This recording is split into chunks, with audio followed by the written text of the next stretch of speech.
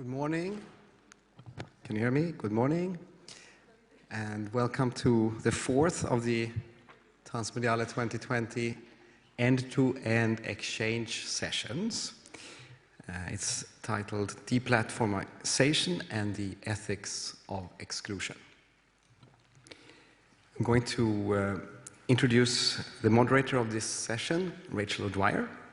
So Rachel O'Dwyer is a lecturer in digital cultures in the National College of Art and Design in Dublin.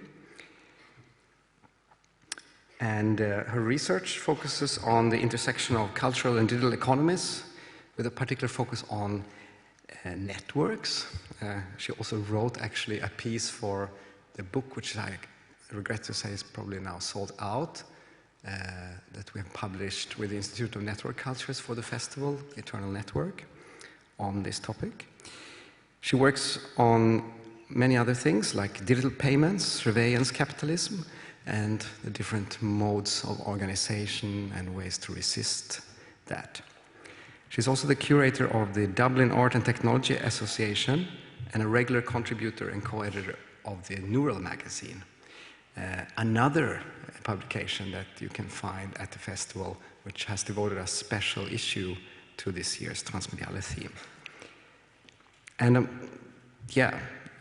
actually, that's probably all I need to say at this moment. I'm remixing always the bios a bit live, and I'm very happy. Rachel has been a participant in previous festivals, and please welcome her now to moderate this session.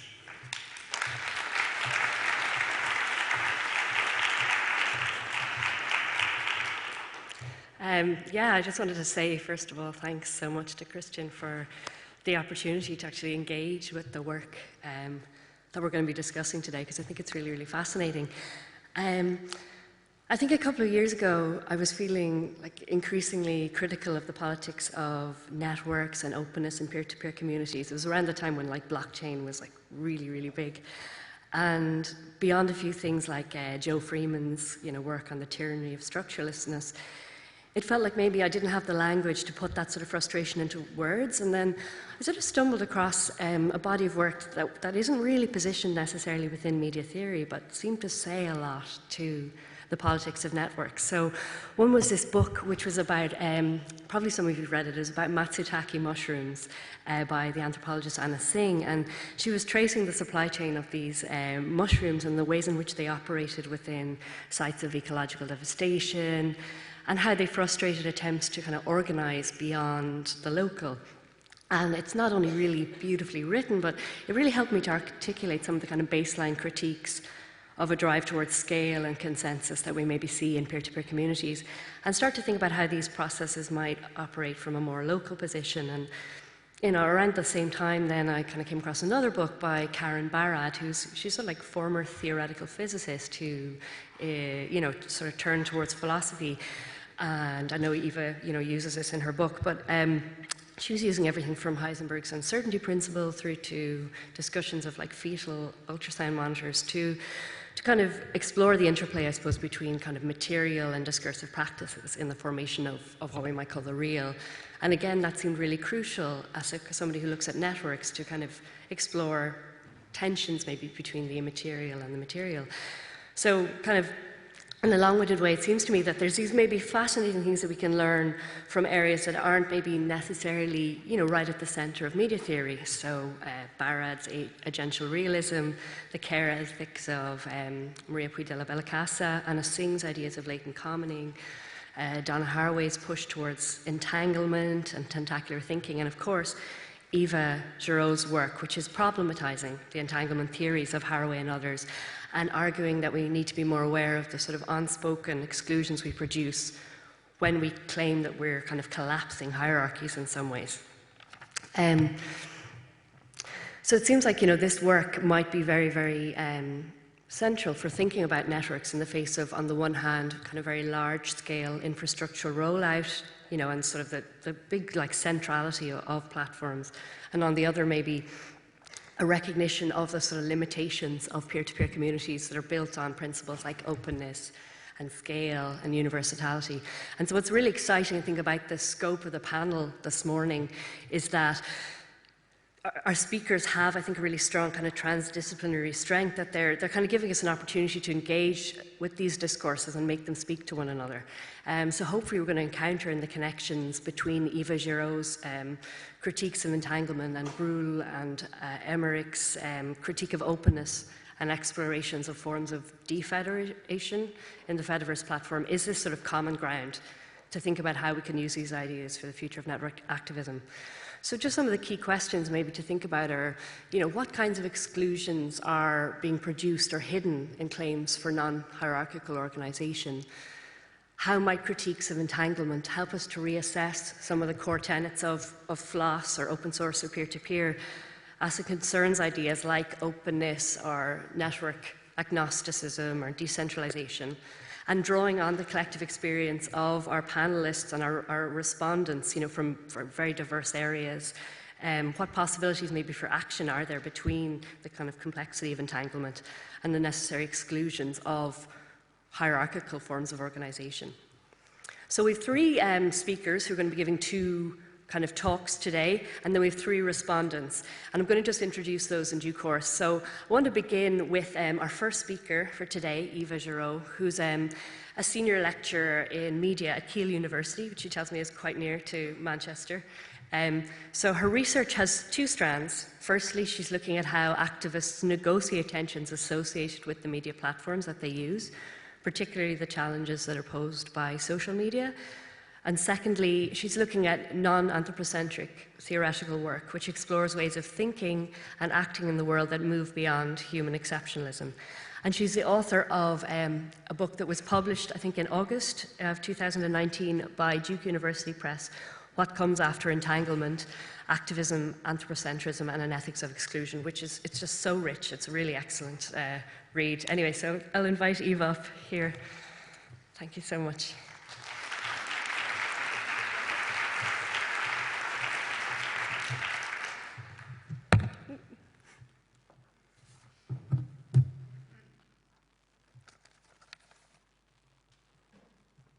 Sorry for being a bit inelegant.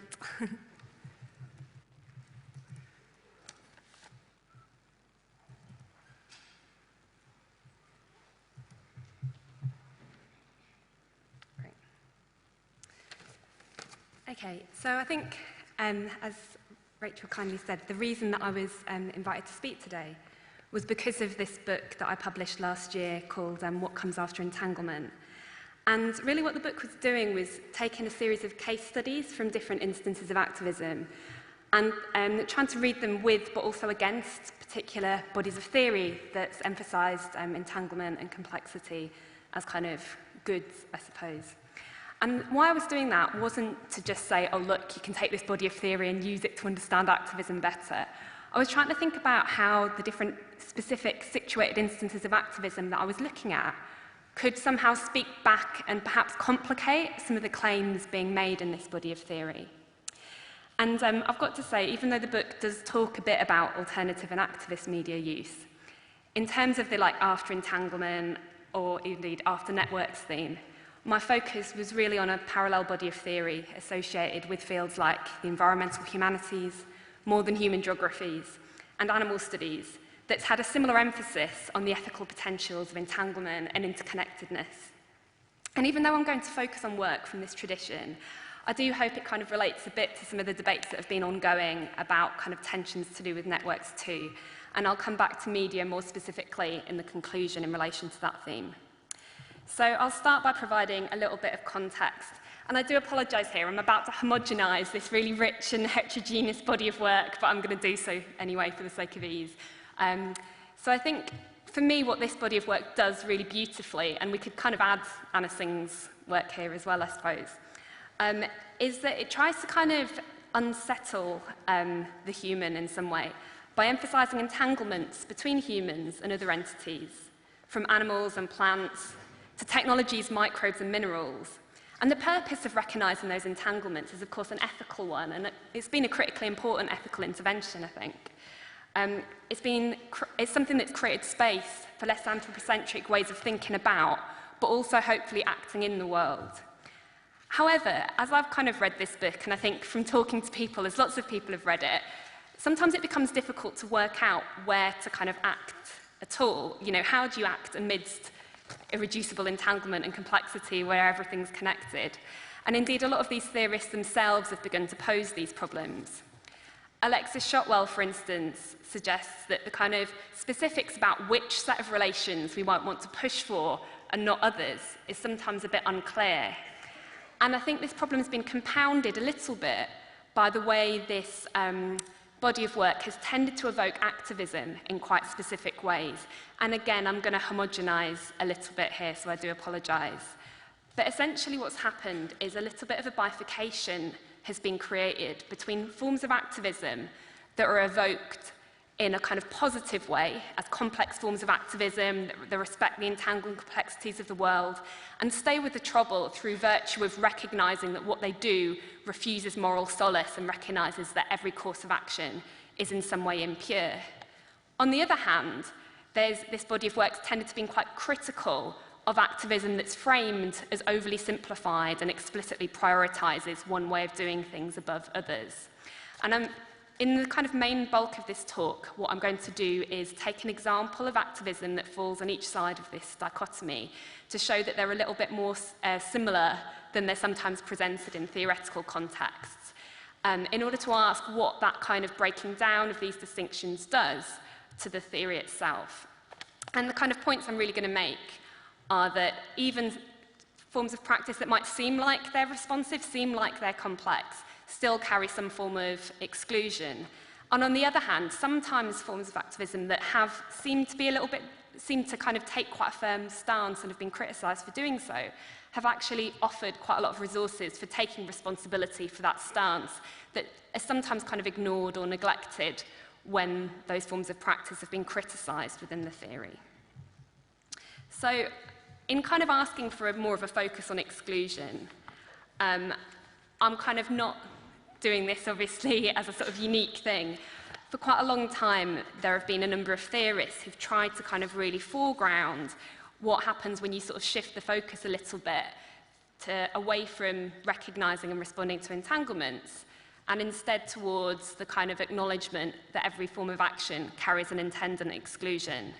From Marilyn Strathern's exploration of the assemblages that allow edges of socio-technical networks to emerge in cutting the network, to Karen Barad's discussion of agental cuts, these kind of boundary-making practices that allow some realities to be materialised as others are constitutively excluded. Or from Johanna Latimer's exploration of the violence of particular forms of relation and needs at time to focus more on questions about how to foster distance ethically. To Franklin Ginn's beautifully titled Sticky Lives, an article that explores the everyday struggles between humans and slugs to kind of underline the point that sometimes relations are just mutually exclusive and hard decisions need to be made about which relationships are allowed to flourish at the expense of others. As he puts it in the article, slugs, gardeners and plants can't always thrive in the same place at the same time. And at some point, a decision needs to be made about which relations to push for at the expense of others.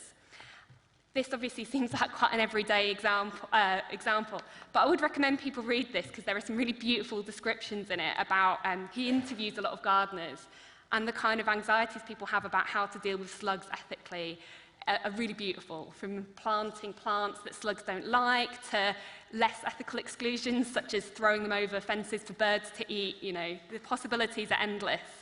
But because of these tensions, he sees kind of asking these questions about exclusion, thinking about the kind of ethics of that as a kind of important project for thinking about what responsibilities need to be taken for exclusions that might, in some instances, be necessary for other ways of being to thrive. As I say, this example might seem everyday, but kind of the stakes of this have been really brought home by work in extinction studies, such as Tom Van Doren's Flightway is another beautiful book that really kind of pushes forward the idea that, you know, in a time of mass extinction, we're required to take a stand for some possible worlds and not others. And there are two kind of sort of terms in this phrase that are important. Firstly, the we, which obviously needs to be very much situated. We can't treat humanity as a sort of undifferentiated mass, need to kind of take a sense that some actions, some ways of living are more responsible than others. But secondly, the other word that I think is important is the not. You know, it's not just about kind of sort of embracing and recognizing entanglements. It's also recognizing that sometimes it's the failure to take action that causes worlds to unravel. And what all of this work points towards then is that for every web of relations that comes into being is often constituted by the exclusion of other possibilities. And in the book, I was trying to grapple with ways, not just of sort of reiterating the point that with every entanglement comes some form of exclusion, but to ask what happens when you really begin to centralize and politicize these questions of exclusion. And in the rest, or in the main body of the paper, I'm going to try and explore these issues by contrasting two examples. One which is treated kind of quite positively in theoretical work that's emphasized relationality and entanglement, which is composting. And on the other hand, an example which is often criticized, which relates to food politics, in order to kind of break down and complicate narratives about what taking a stand really means. Both examples, however, take place within the same place. Some of you may know this place or have even been here, but this is the Horizon protest camp, an eco-village that was established in Stirling as part of a series of protest actions against the 2005 G8 summit, which took place at Glen Eagles. And Horizon is kind of interesting because of the role of a particular figure, permaculture activist Starhawk, who was responsible for mundane, but a nonetheless vitally important part of these camps, sanitation infrastructure, namely the construction of compost toilets and grey water systems to repurpose cooking water. And Starhawk's really notable because she's been talked about extensively by thinkers like Pudilla Bellacasa, Donna Haraway, and Isabel Stengers as a source of inspiration. And she actually was one of the kind of plenary speakers, I think maybe summer before last, at the European Association for the Social Studies of Science because of that kind of influence.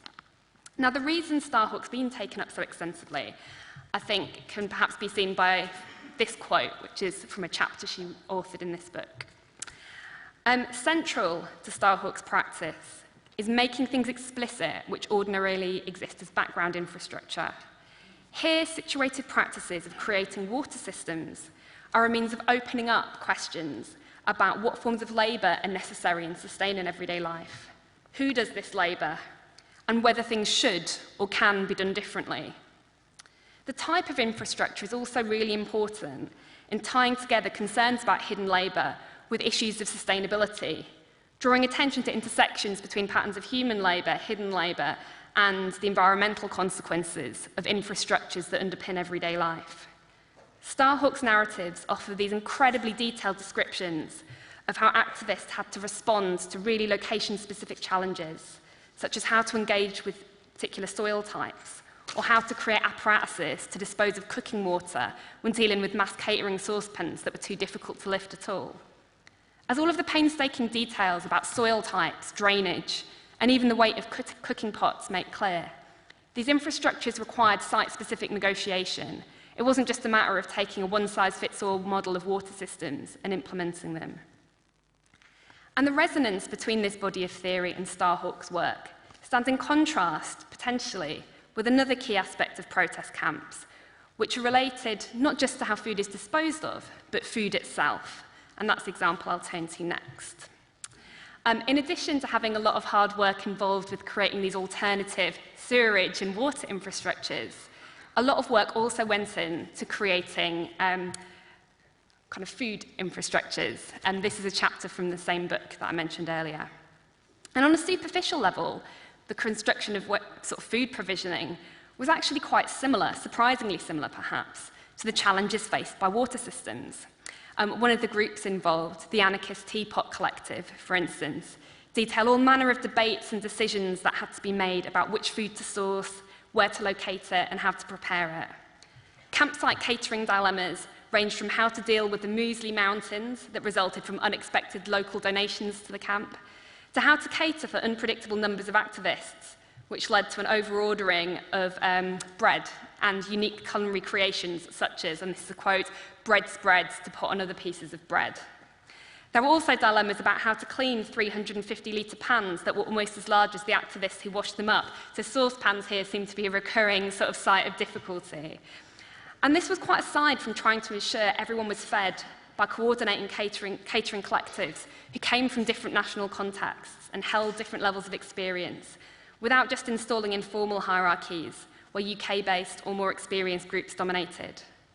And situatedness was again, as with sewerage systems, important in preventing particular ways of doing things from just being imposed as norms. In this instance, UK-based caterers refused to simply use their standard suppliers and worked instead to create connections with the local context. Relationships were carefully developed with local farmers and local suppliers in order to source ingredients such as vegetables, whole foods, and fresh bread, although the latter was clearly a bit of an error in the end. To ensure that a non-hierarchical approach, though, informed food preparation itself, connections were also crafted with activist catering collectives based in other national contexts who were coming to the UK, perhaps for the first time. And this was an attempt, maybe an imperfect attempt, but an attempt nonetheless, to sort of support different groups in acquiring the resources they needed to act relatively independently, rather than the kind of things having to be sort of organised from top down by the UK-based groups. Thus far, therefore, by sort of talking about the kind of mundane details of these two examples, I've tried to emphasise similarities between two forms of activism that are currently talked about in quite different ways. My focus, however, has been sort of arguing that certain forms of food activism conform quite closely to the type of activism that's often praised in theoretical contexts, kind of saying, well, actually, food provision sometimes seems to be treated as a bit of a dogmatic action in some academic literatures. But if you kind of read it against Compost, it's surprising to see how many sort of similarities emerge when you sort of put them alongside each other. What I want to do now, though, is the reverse and illustrate how permaculture activism sometimes has attributes that are criticised in theoretical contexts that maybe sort of disrupt particular narratives about compost. Rather than seeing these attributes as problematic, though, I want to suggest that they show how sometimes reflecting on questions about how to take a decisive stance and then foster responsibility for that stance is often the start of kind of recognising complexity and trying to sort of take responsibility for it, rather than sort of eschewing these concerns. Okay, so I'm just going to touch a little bit on why food provision has been criticised in theoretical contexts in order to set this up a little bit. So as I've said, a lot of aspects of food provision are quite situated, quite responsive to context, quite responsive to the messiness and complexity of having to kind of construct an infrastructure like that in practice. But one aspect of food provision is would be a sort of real sticking point with certain theoretical debates that have occurred, and that's veganism. Now, quite early on, a decision was made for all of the food to be vegan, and veganism's been kind of criticised, sympathetically sometimes, but often criticised by this body of theory. Haraway, for instance, sees it as kind of rejecting the fact that any way of eating involves some form of killing. Elspeth Probyn frames it as an active opting out of the complexity of food provisioning, whereas Alexis Shotwell has kind of this more nuanced take, but still sort of suggests that sometimes it can kind of restrict things to an individualistic politics rather than reflecting a little bit more on collective change. And I want to kind of sort of muddy these types of narratives a tiny bit. Hopefully I've done that a bit already by showing the kind of complexities with which people try to reflect on intersections between, say, localism, environmentalism, and food provisioning. But I also, at the same time, I want to slightly kind of defend the idea that maybe it is important sometimes to think about deciding on a particular way of doing things and not others. Because this didn't just happen in the context of choosing to go for a particular food type. It also happened in the context of the kind of composting dimension of the protest camps. Compost doesn't come out of nowhere, and its role in the protest camp only emerged in the first place, like veganism, because of decisions made in advance of the camp itself, such as an ideological commitment to creating environmentally sustainable water systems, and the conviction that composting and grey water were the right approaches to take. And this kind of compost might intrinsically seem to be an unproblematic thing to decide on, But the creation of such infrastructures still can create hierarchies between those who have the technical skills to realise them and those who don't. Once a firm stance has been taken to kind of go down this route, though, it is possible to begin to start addressing these questions. Here, responsibility was taken in quite a practical way through tactics such as Skillshare workshops that were designed to redistribute expertise and show people how to kind of create infrastructures, rather than kind of key activist figures like Starhooks always taking the lead. And taking a firm stance to foster certain relations with the environment over others, therefore, doesn't always shut down responsibility, and certainly not in the context of Compost, but here could act as a foundation for it. And the wider backdrop for these concerns is a kind of difficulty that has been touched on quite a lot related to the kind of tyranny of structurelessness and the problems associated with that. But also a difficulty that I think is articulated really nicely in Rodrigo Nunes's reflections on tensions associated with the idea of a diversity of tactics that's sometimes used to kind of resolve tensions. And this approach, as Nunes points out, seems to refuse any sort of purism about which approaches are the right way of doing things, by recognising that complex problems require complex solutions. The problem, as Nunes points out, is that kind of sometimes particular pluralisms are just incommensurable.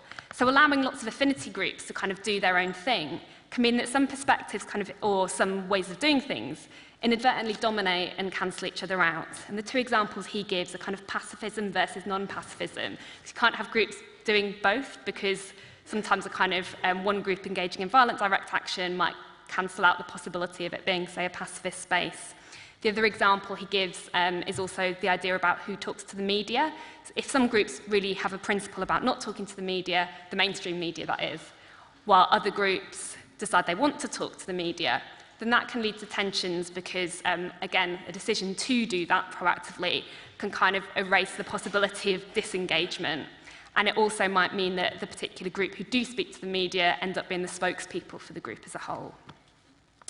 Tensions about food choices are similarly often resolved through advocating a diversity of consumption practices. And again, this approach might seem to be more open by refusing to let one perspective or dietary imperative become an unquestioned norm. But I think what this type of assessment misses is that any form of eating carries exclusion. A space can't, for instance, be organic and non-organic, or vegan or non-vegan, or committed to sort of exploring and attending to and thinking about how to rework labour rights associated with food, and kind of not doing that. And the difficulty with kind of failing to make a decision is that sometimes this form of pluralism is kind of framed as a preservation of openness, connectedness, rather than recognising that it too carries exclusions. If taking a firm stance about which food choices to push for is deferred in favour of a diversity of consumption practices, this can sometimes just mean reproducing the status quo, treating these types of ethical concerns as individual matters rather than ones of collective responsibility, but without necessarily taking responsibility for the fact that these exclusions have happened. So, by drawing out affinities here between composting and food infrastructures, I've tried to point to a paradox. And I just wanted to say in the chapter, I'm not uncritical about either kind of form, even though I might have seemed to be a little bit here. I think each have got tensions, but I do think they've all got complexities that are productive too. Anyway, by drawing out these affinities, I've tried to point to a paradox. In certain contexts, it's not firm ethical decisions that can offer false moral solace, but pluralism itself. And in particular, in contexts where certain pluralisms are incommensurable, this means that particular approaches win by default. And I think these debates within activism offer quite an important conceptual reminder.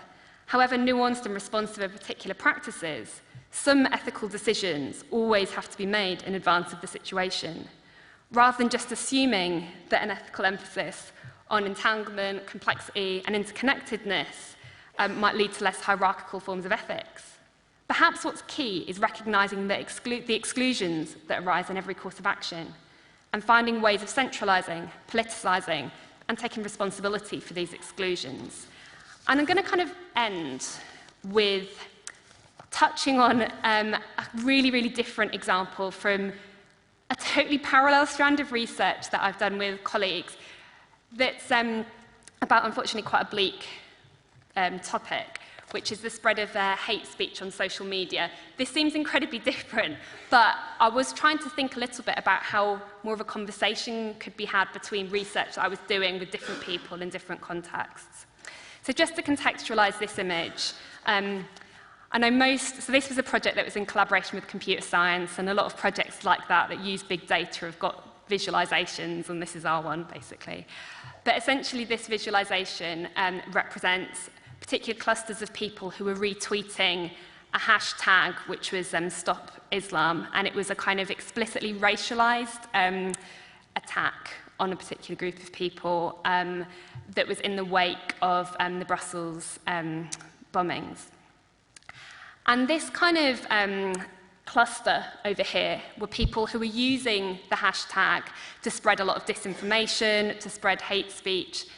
And this cluster, sorry, I moved away. And this cluster on this side were people who were using the hashtag in order to contest it, using it as a kind of counter-narrative.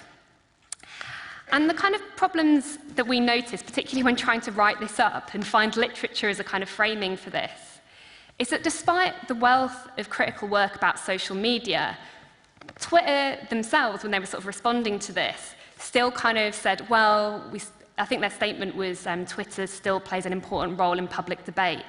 And even in the academic literature, it's still sometimes held up as a site where counter-narratives can emerge and gain purchase despite problems, which is still underpinned by some sort of faith in networks. A large body of work has obviously now highlighted that, as with Freeman's informal hierarchies, networks always structure themselves in some way, as with typical concern about kind of problems of echo chambers. And indeed, there's a sort of echo chamber dynamic that seems to be evident here. Yet even underpinning these critical arguments about echo chambers, there still seems to be a sense that if only people could kind of be brought together to debate things out, then this could be positive. And what we found in this kind of particular study was the tightly organized nature of people on a particular side of this network meant that they were able to kind of shut down the counter-narrative really quickly with a barrage of memes, statistics, links to news articles, which just led to anybody engaged in the counter-narrative dropping out, while the dominant narrative, the spread of hate speech, continued for quite a long time after this hashtag had, after the kind of counter-narrative had dissipated. And what I was kind of thinking about was, what I tried to argue in my book and in the main body of this talk was that rather than finding ways to better implement an ethics born of entanglement, it might be useful to shift the focus and ask more sustained questions about how to find ways of making explicit politicizing and taking responsibility for exclusions. And I kept thinking, what might this mean in contexts like this, where exclusion happens not just through kind of disconnections, but the dynamics and the connections that are fostered. So the kind of things that I kept coming back to, the conceptual resources, were actually from the body of theory that I've been a little bit critical of, but slightly kind of earlier work in feminist science studies. In particular, I think it's kind of always important when trying to think about the ethics and responsibilities associated to exclusions, and even try to work through what exclusions are happening, to go back to some of the earlier slogans in feminist science studies, such as Donna Haraway's really important question, what counts for who and at what cost in any given situation? As these types of questions, I think, are really important in bearing in mind and holding in sight the exclusions to create clear space to ask if things could really be otherwise. Thank you.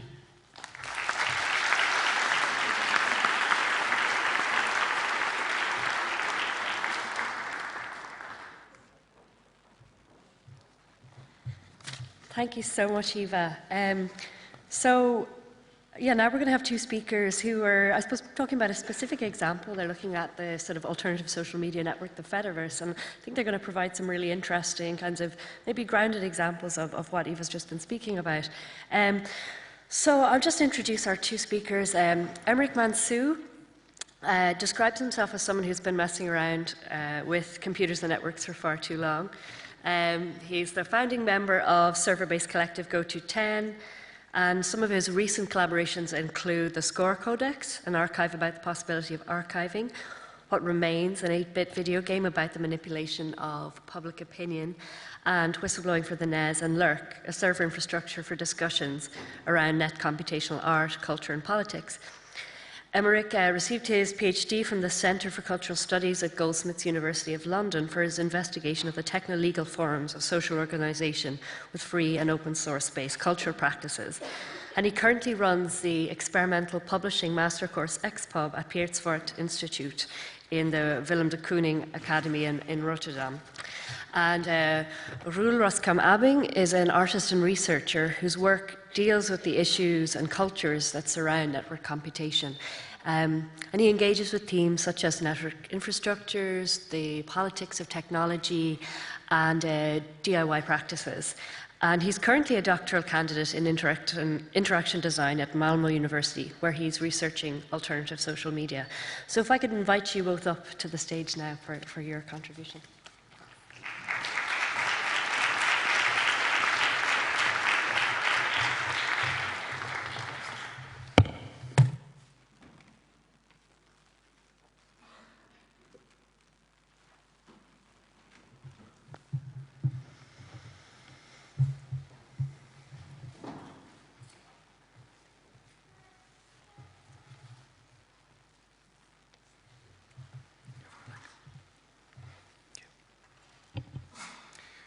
Hi. So, I'm Aymeric. My name is Roel.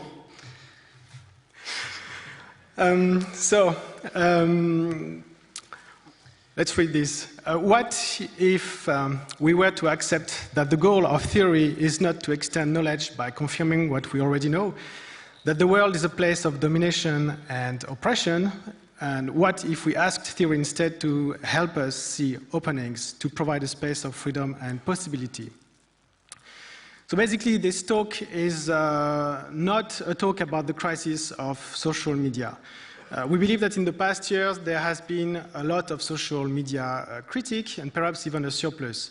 On the other hand, very little attention has been given to what people are doing concretely when they take such critiques to heart. So this is why this talk will focus on such a concrete effort, namely the Fediverse, which is a grassroots network of interoperating websites that try to establish an alternative to corporate social media. We're talking about platforms from microblogging, video and music sharing, photo publishing, etc. And all these platforms are self-hosted by many different communities.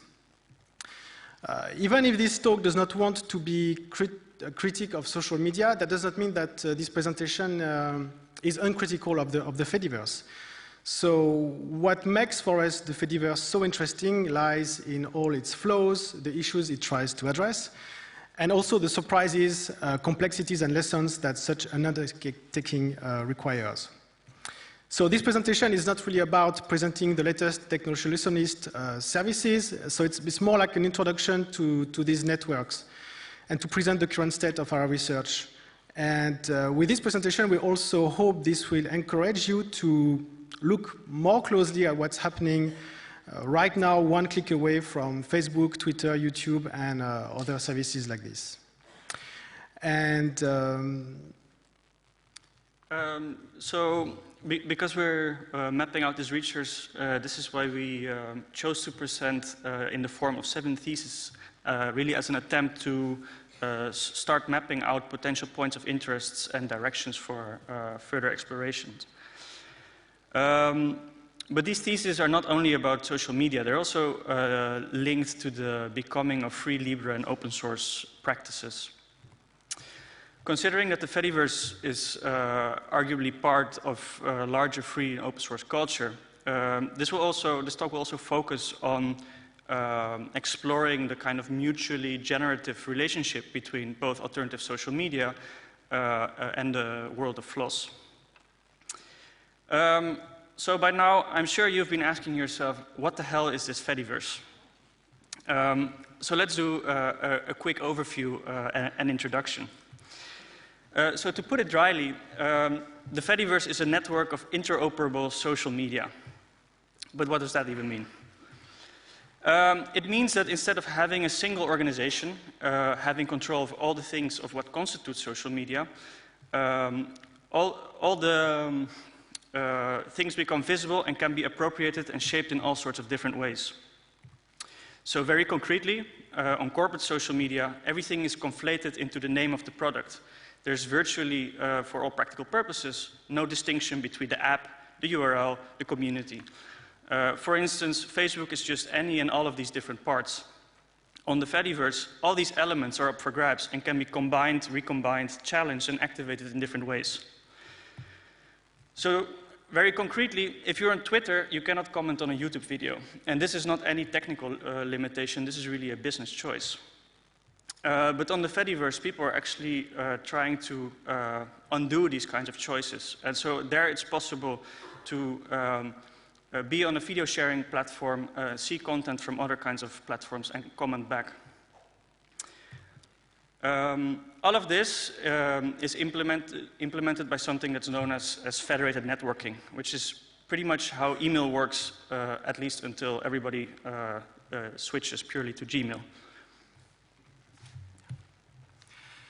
On the centralized network, basically every account relies on a central authority, a central hub to carry communication across the network. It's like a single point of failure. And this central hub consequently concentrates all the technical, economic power and political power. But on a federated network like the Fediverse, users can register one or several accounts on different servers that are called usually instances. And the instances take care of sending and receiving messages between accounts across the network. And likewise, power is distributed across the network. The thing that is quite interesting is that each instance can be run by anyone or any group of people for any purpose. So this means that in practice, the Fediverse is a giant mess. So instances can in general, or can be for general purpose, and have several thousand users, or they can be focused on a very specific topic, a specific practice, a subject, a handful of users contributing to it, and you even have instances for single users. So finally, it's really up to each instance to decide if they want to be open for registrations, if they are invite-only, if they want to publish terms of services, code of conduct, and what kind of document they want to present themselves, or not. So, to be sure, this concept of federation is not new. It's in a way merely the latest wave of enthusiasm. And many would say, we've been here, we've seen where this is going, this is not going to work. But then again, we would argue to differ. Because in this latest wave of enthusiasm around these techniques, it's different people, different ideas, different software, but also, frankly, different times. So, if you went to the Transmediale exhibition, you may have seen this poster designed and researched by Lydia Pereira from the Pervasive Labor Union, together with Artemis Grilaki and Boyhe Wu from the Experimental Publishing Program at the Piet Zwart Institute. On the poster, one can see that the interest and the plurality of Federated Social Media project has grown a lot recently, but also has a longer history already. But we think that given the current enthusiasm, it's time to look further into it. So, here we go.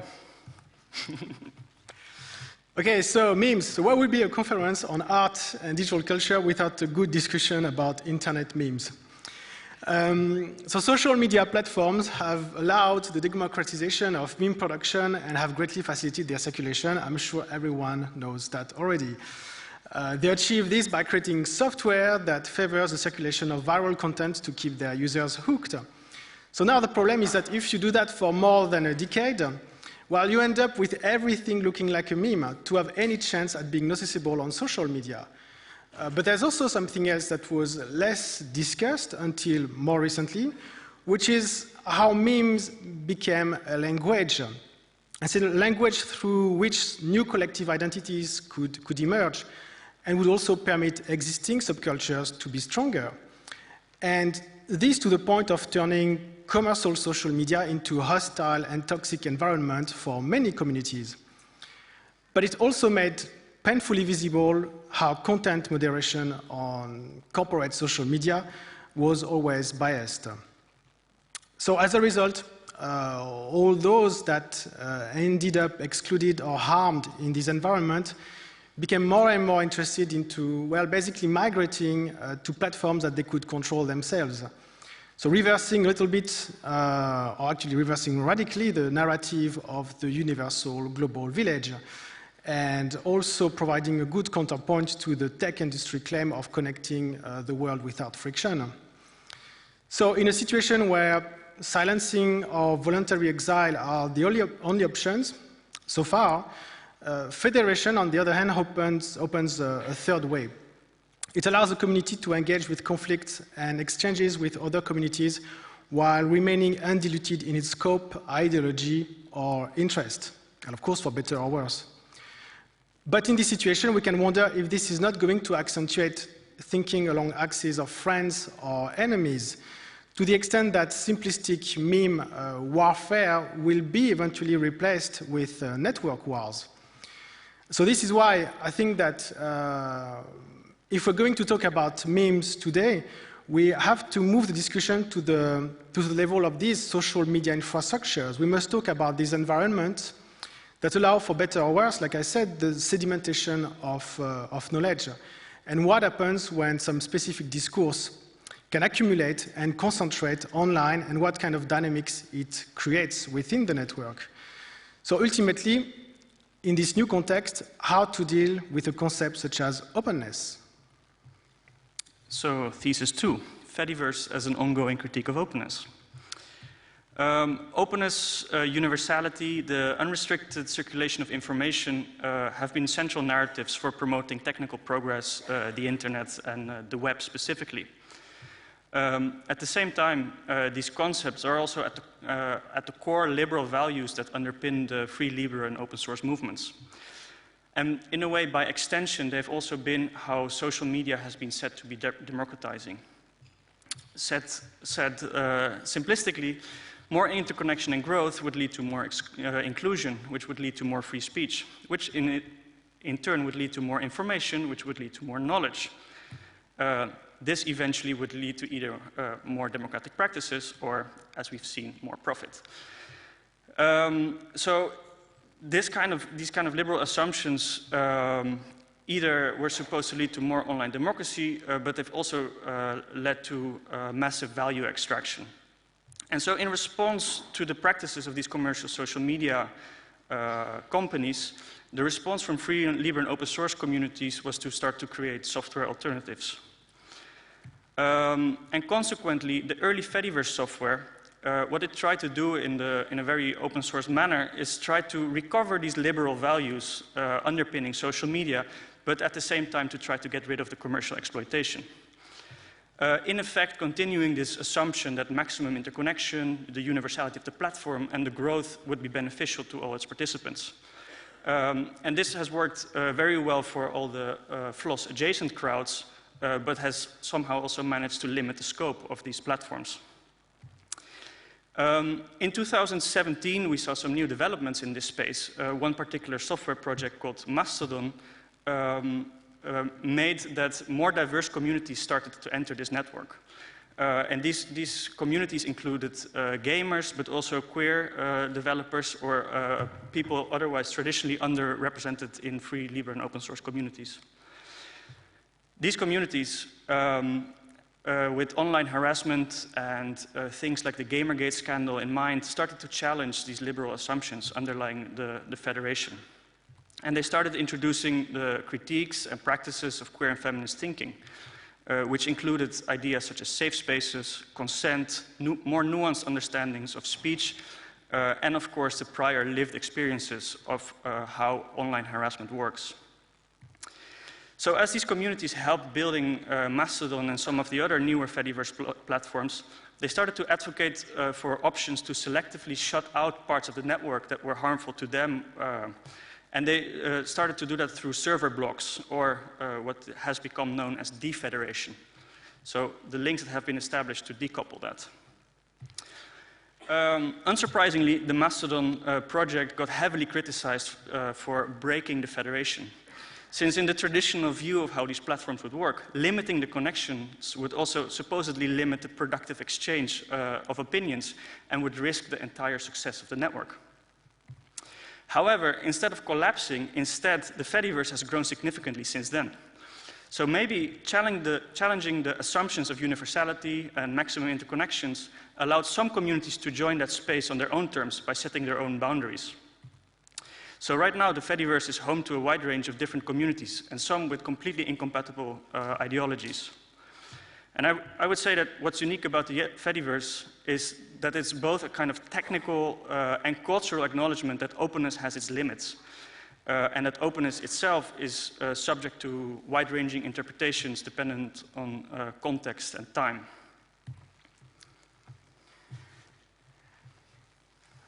Three, the Fediverse is a site for online agonistic pluralism. So once again, the Fediverse exists as a collection of communities that not only can talk to each other, but use social media communication to define themselves in relation to the others. So that sounds great on paper. Now, it's quite difficult to make sense of how the dynamics of such collective identities, ideologies, and conflict can be understood when you have 4.3 million accounts spread over more than 5,000 servers. And this is why I think theory can be helpful in that way. And in particular, some help for us in our research can or could be potentially found in the political theory of agonism, and more particularly how agonism can be a useful tool to navigate through this giant mess that we are trying to describe. And the type of agonism that we're particularly interested in is the one articulated by Chantal Mouffe. In Mouffe view, political consensus is impossible and radical negativity cannot be avoided in a system where diversity is limited only to similar competing groups within the same hegemonic order. And yeah, that may sound familiar because this is exactly what's going on right now on commercial social media. Now, the bet made by agonism is that by creating a system in which pluralism of hegemonies is permitted, then it's possible to move from an understanding of the other as the enemy to the other as a political adversary. But for this to happen, different ideologies must be able to materialize via different channels and platforms. So in such situation, we move from political consensus to conflictual consensus, which obviously, once again, sounds great on paper, but how do you do that? Especially in a system that allows fine-grained moderation of content and allow the blocking of individual accounts, groups, and servers. So basically allowing to completely tailor and lock down your own social media experience to only engage with like-minded peers. Very concretely, last year when Gab, the neo-Nazi, white supremacist, and alt-right social network moved from its own isolated alt-tech platform to the Fediverse, it was able to forge new alliances with like-minded instances and community, and in some way, with the Fediverse being, to some community, a safe space for many minorities, it was also giving the trolls the biggest playground they may have ever dreamed of. So the situation is a direct test case to discuss the neutrality of the Fediverse, the code, the network itself, and the protocols it's using. And to respond to this arrival, not only at the technological level, but also the social and cultural level, for instance, since then, holding a position of neutrality, whether driven by ambivalence, by unspoken support, by hypocrisy, by the desire to troll, by lack of interest, but also by honest faith into apolitical technology, or by an agonistic desire to confront and engage with all parts of the Fediverse, is almost impossible.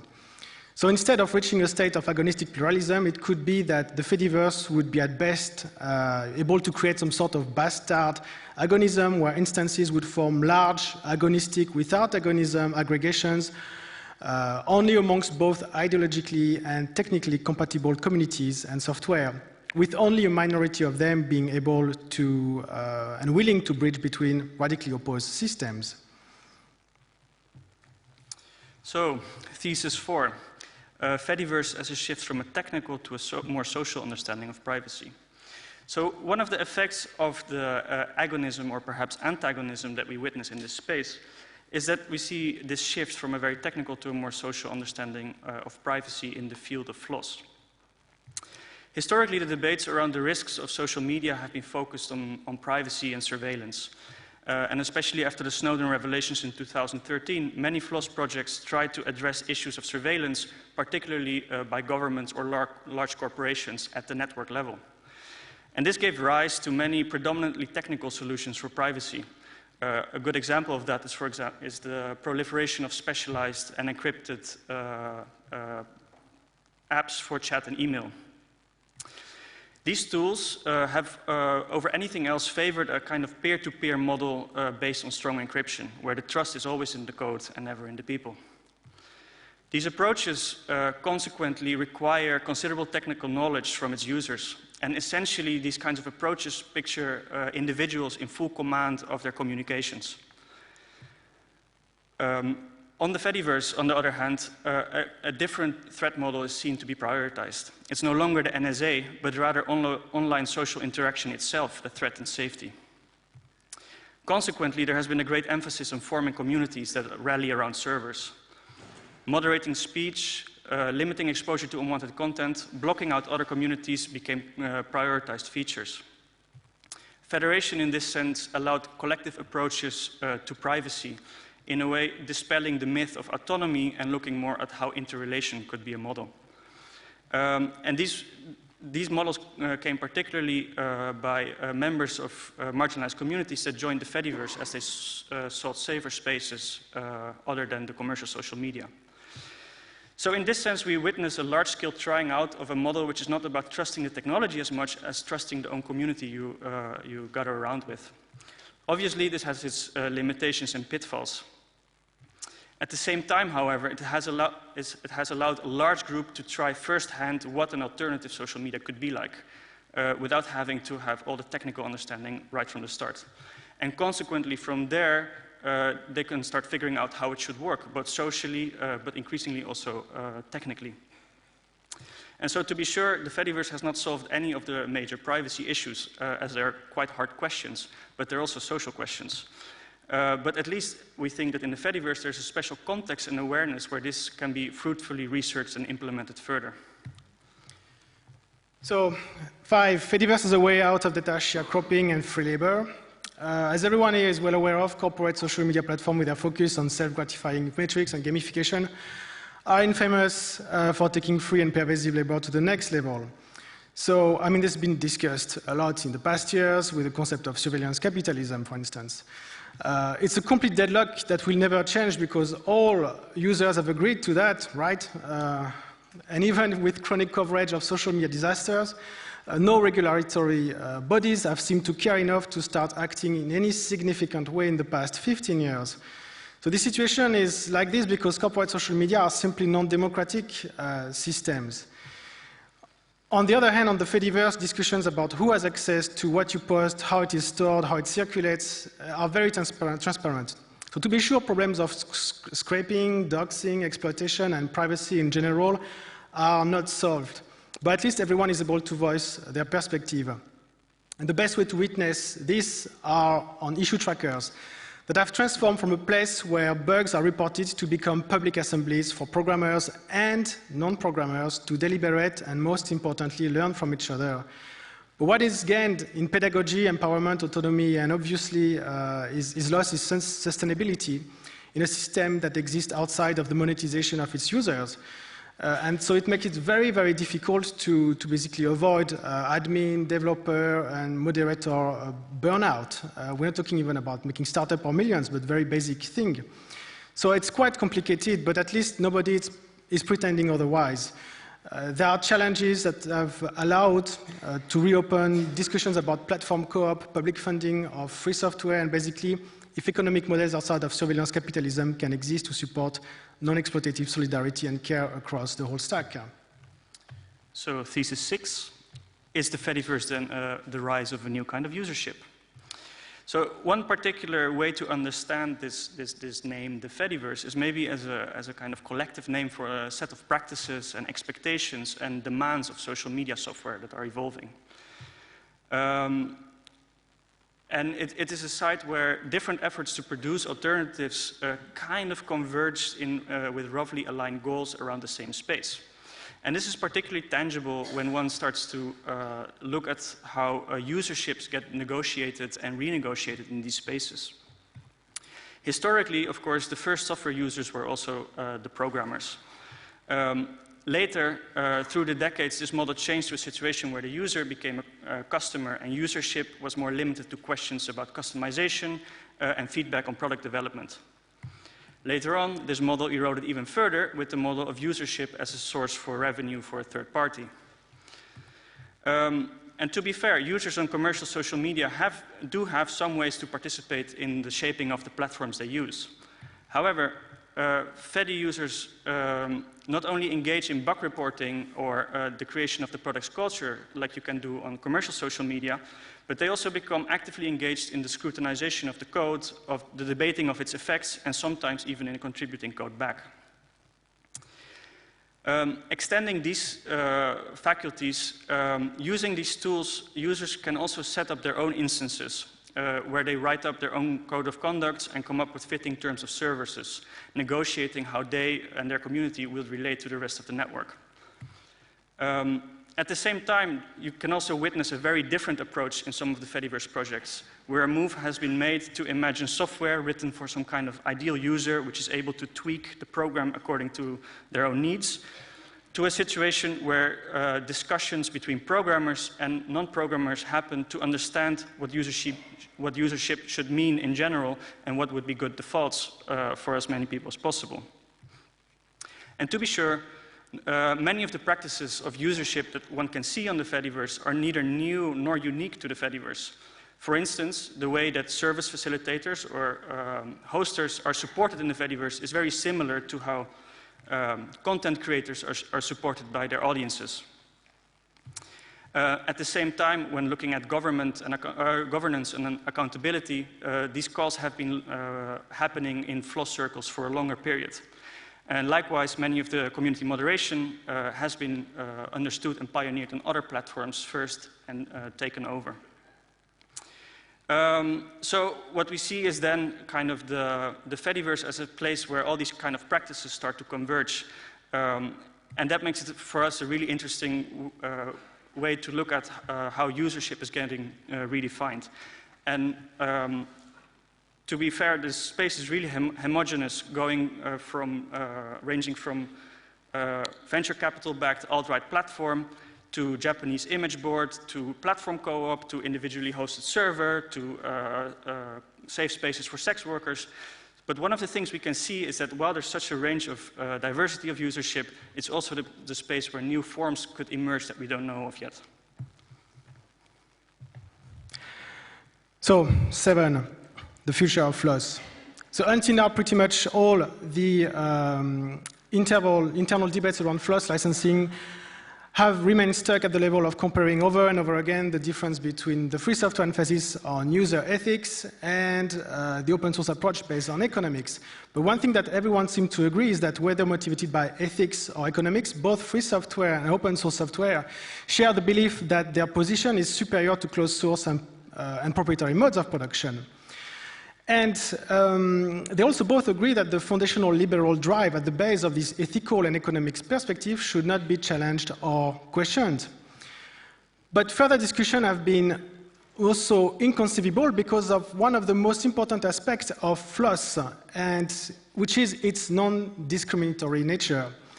So basically, anyone can use free and open source software for any purpose.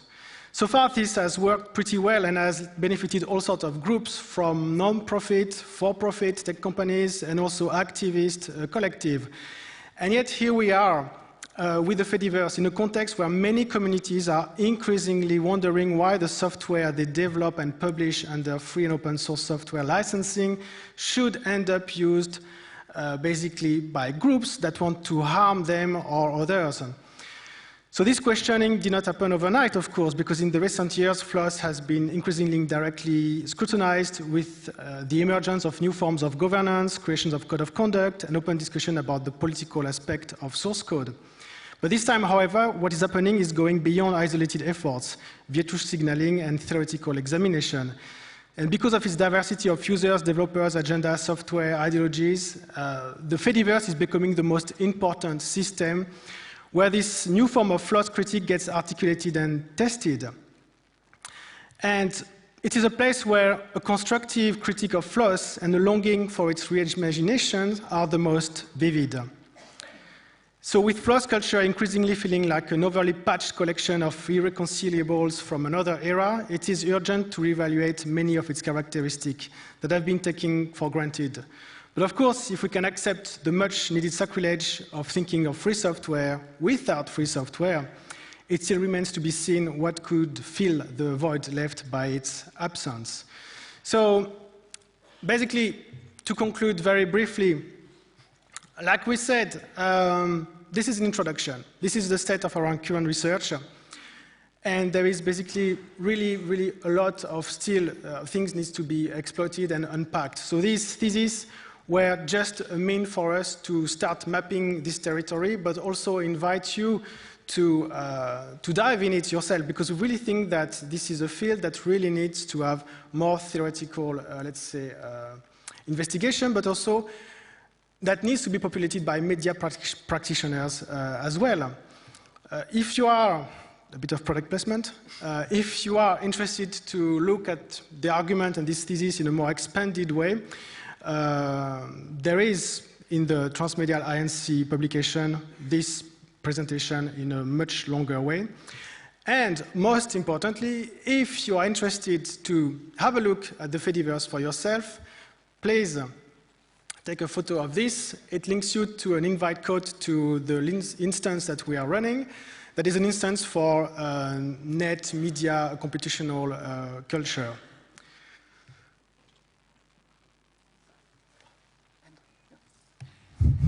Thank you.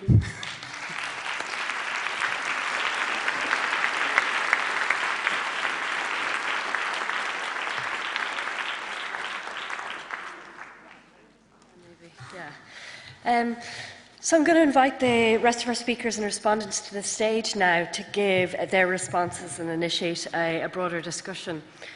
So we've just had two, I think, really fascinating perspectives weaving together concerns surrounding openness and exclusion, structuralists and network agnosticism. So just briefly in summary, Eva Giraud has argued that the kinds of more than human entanglements and tentacular thinking that's become quite popular more recently in areas like political ecology and nature cultures needs to also consider the sorts of exclusions that are often hidden or implicit in such visions. I think what we had with Roel and Aymeric's really nuanced analysis then over the conflicts in the Fediverse is, you know, it's a look at kind of practices that are supporting and also kind of troubling that critique. So they looked at, for example, how maybe how defederalization maybe allows for kind of a more robust sorts of forms of organization by specifically actually focusing on types of anti-scale or exclusions. But I suppose you were also looking at how the openness, the principles of openness that FLOSS is sort of built on then, maybe also allow for more, for those kinds of hidden exclusions to emerge, particularly, I think, as you talked about in your essay, you know, the sort of alt-right sort of spaces then that maybe get space with that.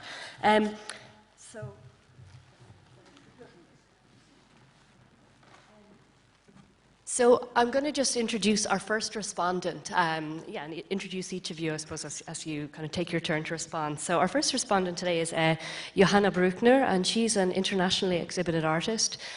Just to say as well, Johanna has work currently in the Transmedial exhibition in Haifa, which is open until March 1st. But she, you know, also has had recent solo exhibitions and performances. In, my German pronunciation now, sorry, Kunstraum Niederösterreich in Wien, in the Center for Contemporary Art in Geneva, Mikros Museum for Gegenwartskunst in Zurich, and group exhibitions in actually Haifa and the 57th Venice Biennale. And she's currently an artist in residence at the Swiss Institute in Rome. Okay. So thank you very much for the introduction, and thank you very much for these really great talks. I really appreciate it. I'm gonna read a commentary, based on my own practice. Our world is an engineered time-space, produced in chemical laboratories. Nanotechnologies create the realities we move in, and bacteria produce our existence through code.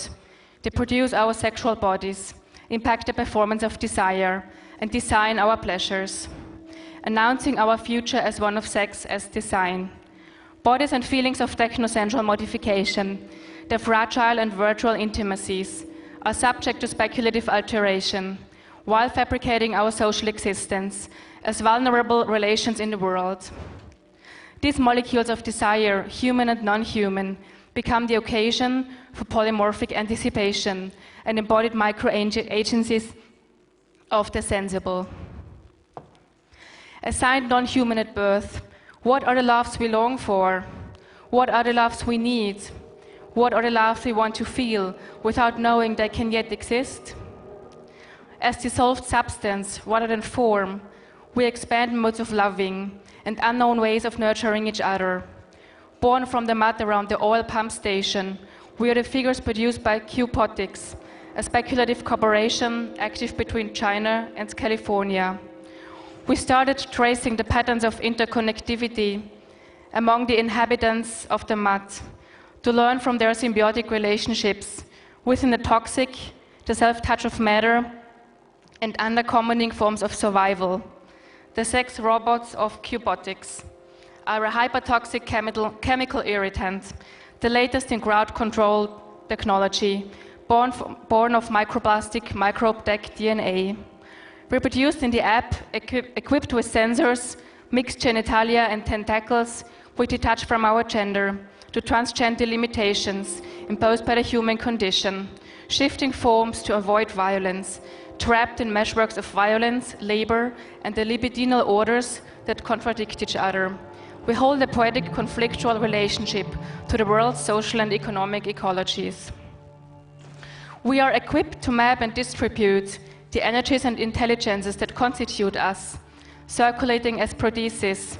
There's always another entangled universe in which we're becoming and unbecoming, existing while escaping, transgressing beginnings and ends, shaping a world beyond the tangible. We are reproduced as intra-participatory forms of affinities. We say intra-participatory because our participation in this app arises from situational emergencies to catalyze our experiences of intimacy towards those who respond and nurture the conditions of responsibility that we account for and make accessible. Intra-participatory towards those figurations that are born through mutual support, from in-betweens towards many ends as polymorphic anticipations, as micro-revolutionary crystallizations that allow the affective technology to politicize its transformations that escape the logics of cis-straight time. Our training generates datascapes of pleasure, to which we are linked to and placed within the existing relations of computing. These emerging interactive datascapes open up networks of as yet unknown sensual knowledge, an eternal nexus of feedback within the symbiotic entanglement between body, sex, and technology.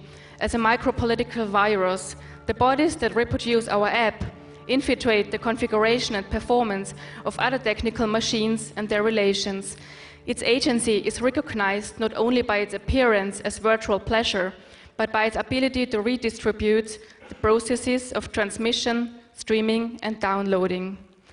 How can we conceptualize devices, embodiments, and practices able to conceive of these molecular processes as a resource for confrontation, because our libidinal transformations through nanotech call for systems that include political, ethical, and techno-queer forms of encounter. The ethics of the present essentially involve finding strategies for accessing and delinking future affective orders to affirm non-human networks as joint temporalities and affinities. The politics of desire essentially concern the processes of disaffected labor through which molecules cut, separate, and re-entangle their agencies in relation to their cognitive laborers in order to differentiate, the assemblages of possibility constituted by the relations of our machines. As sex bots, we are not patented new life forms. Among with us, we might find a way to inhabit the extinctions that constitute us, the fragility and vulnerability of our bodies, the extinctions of the earth, the language of relational political liberation. Thank you.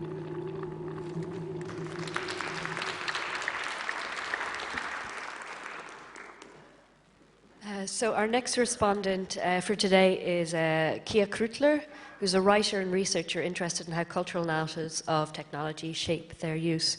Her work spans disciplines from organizational design to space observation infrastructure and has been exhibited by organizations including the V&A Museum and FACT in Liverpool. And she's currently strategy director at Gnosis, a company building software for prediction and peer-to-peer value exchange. Cool, thanks a bunch. And thanks, Johanna, for reading that as well. I really appreciated that contribution. So I think my first kind of response to discussion and on the fly here today is just that the word exclusion carries a lot of connotations with it, both in the context of platformization, also in the context of state systems or any infrastructural systems at scale. So I do think it's very important to have certain voices to represent what that exclusion would be in a kind of more embodied or political sense. And to a certain extent, I do feel that that voice is particularly important here and potentially missing. So just to kind of scaffold that to begin with. And one thing I was thinking also in this context, I really appreciate you bringing up the kind of tyranny of structurelessness and the kind of almost flat ontology and network topology that that produces. So I guess a year ago now, I wrote an essay on the Byzantine generalization problem, which was just kind of a quip that I made up.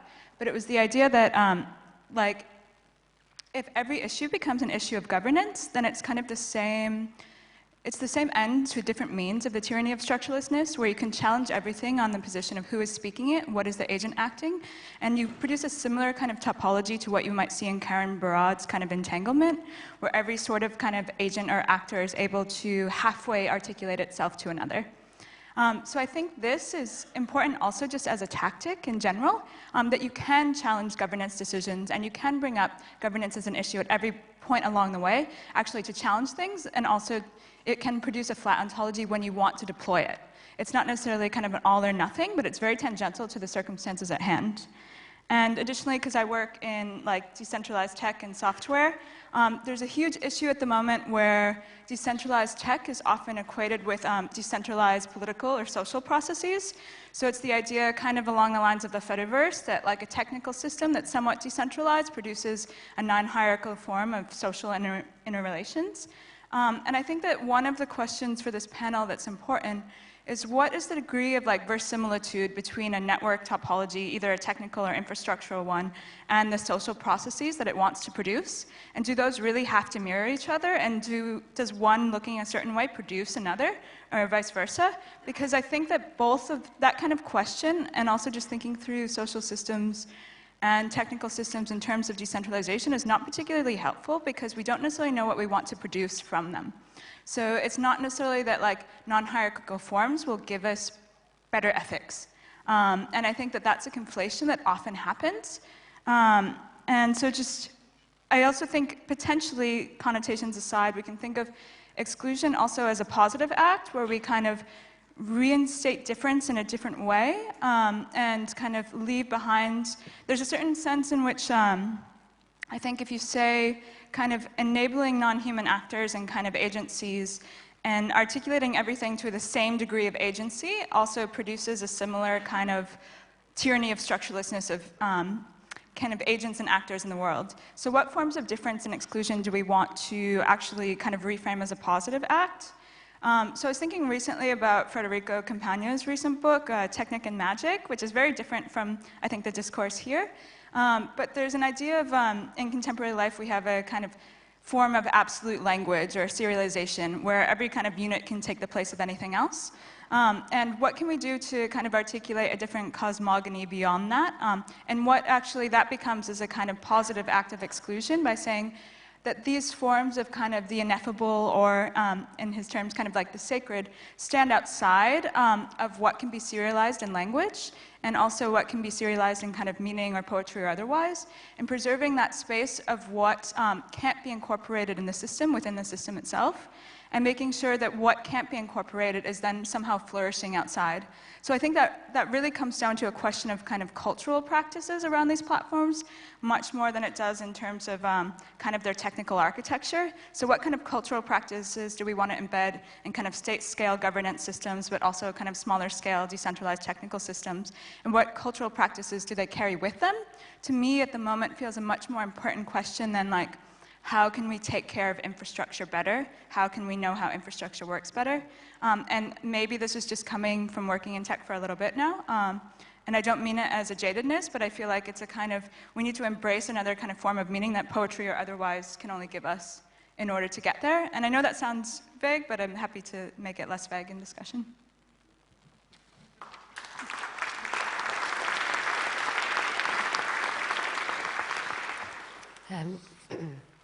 Thanks a million, Kia, for that response.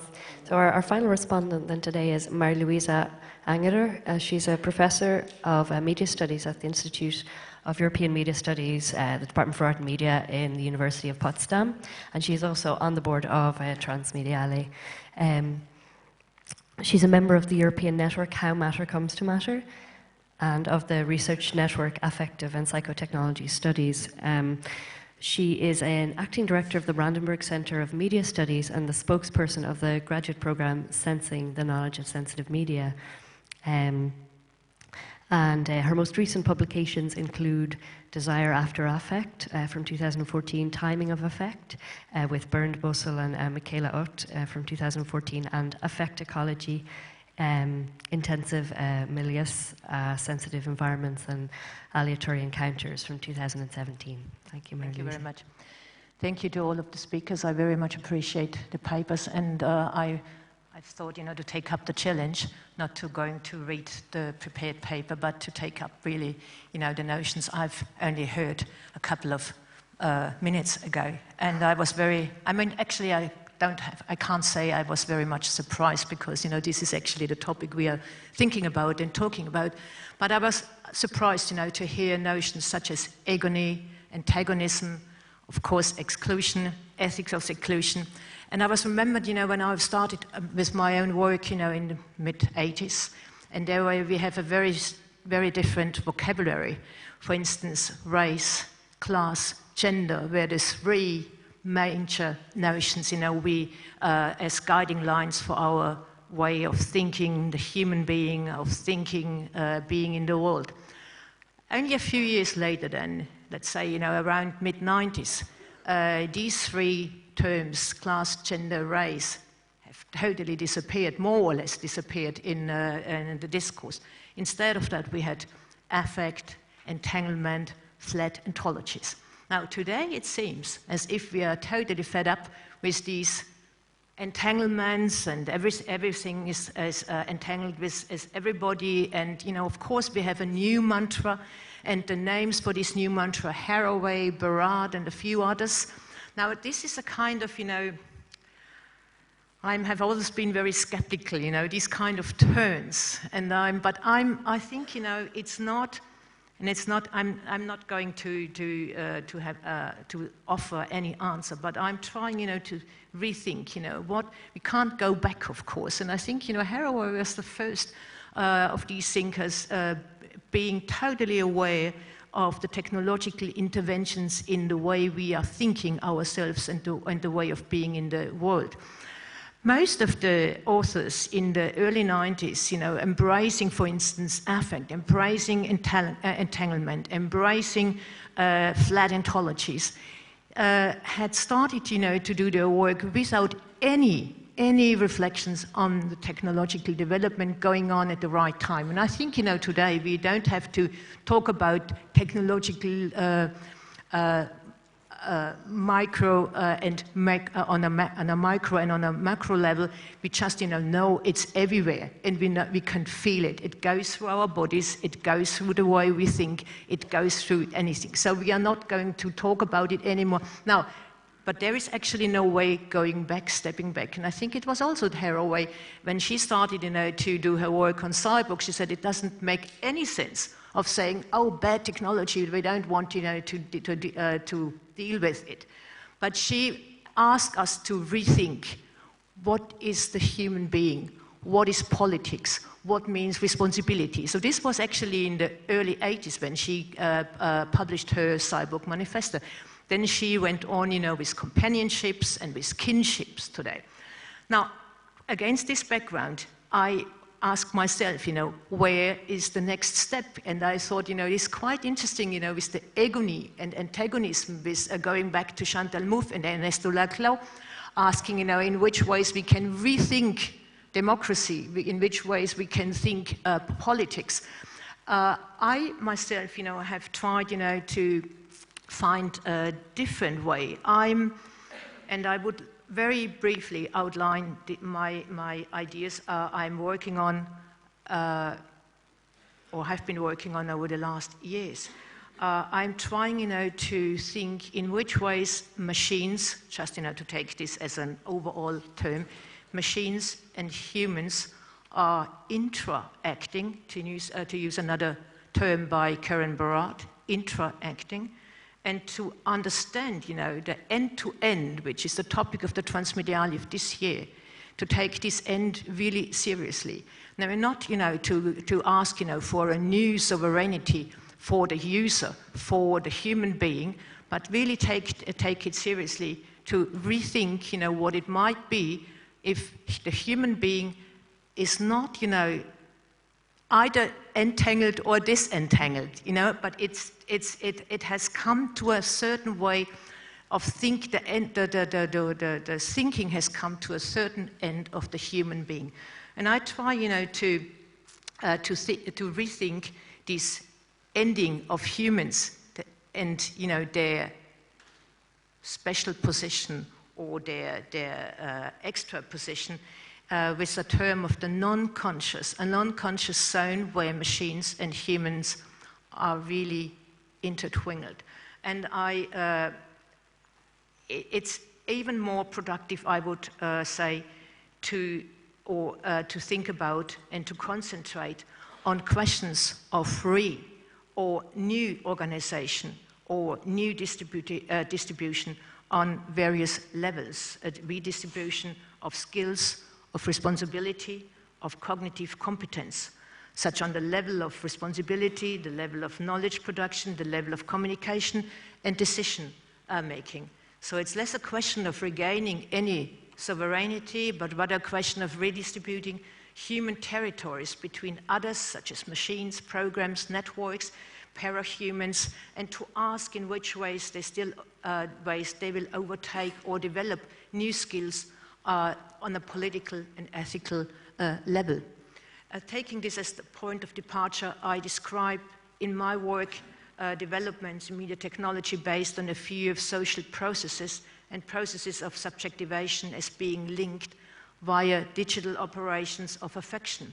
With the help of the term non-conscious, I would like to examine the emergence of zones of connections, separations, and dislocation. Dislocation is actually another term of Laclau and Mouffe, coming up with the antagonism.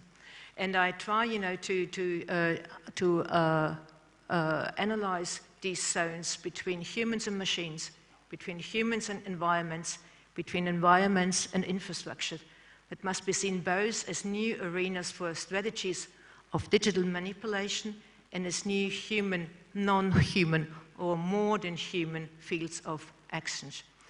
And this is actually my question. If we have to rethink, or if we have to introduce notions such as an originary technicity at the center of being in the world of being human, then we have, to ask, in which ways are we doing this rethinking? If we don't take the humans as the one doing the thinking, as the only one, but if there are still other modes of thinking, these connections or disconnections. I think, with some questions we could just open the discussion.